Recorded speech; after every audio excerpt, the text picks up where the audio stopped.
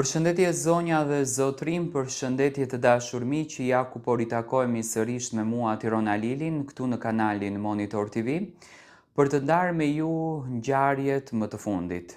Ngjarja e publikuar ditën e sotme në rrjetet sociale ku 3 shoqe rrihnin në mënyrë brutale shoqen e tyre, ka bërë që të reagojnë edhe personazhet publik, ka bërë që të reagojnë të gjithë shqiptarët, duke ndarë atë mlefin dhe inatin e tyre kundër drejt kësaj ngjarje të shëmtuar dhe shumë të tmerrshme që ka ndodhur. Në Instagramin e saj, Sara Gjordeni, tashmë si nën e 2 vajzave, sidomos nëna të vajzave në këtë rast janë shumë më të ndjeshme, ka reaguar në një formë shumë të vështirë dhe kërkon që vajzat të marrin dënimin të merituar. Si nën e 2 vajzave, uroj me shpirt të mos bëni hajër në jetë. Jam më shumë se sa e tmeruar dhe prekur nga pamjet.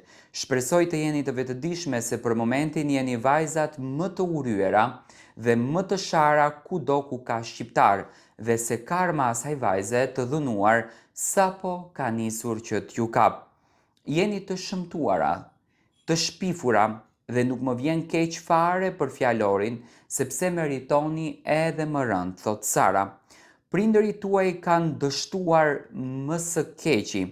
Nuk dukeni as pak si njishe nëse ka qenë ky qëllimi, duke u zgërdhir si kali përpara se ta godisni atë vajzë apo t'i shkulni flokët.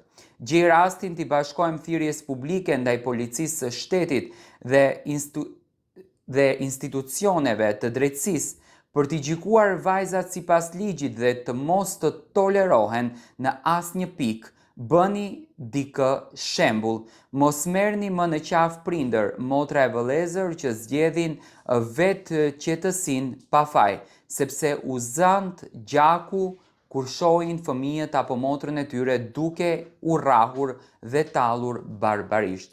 Kjo është turp. Sara Gjordeni, ashtu si shumë personazhe të tjerë publik, kanë përzgjedhur që të reagojnë për këtë ngjarje.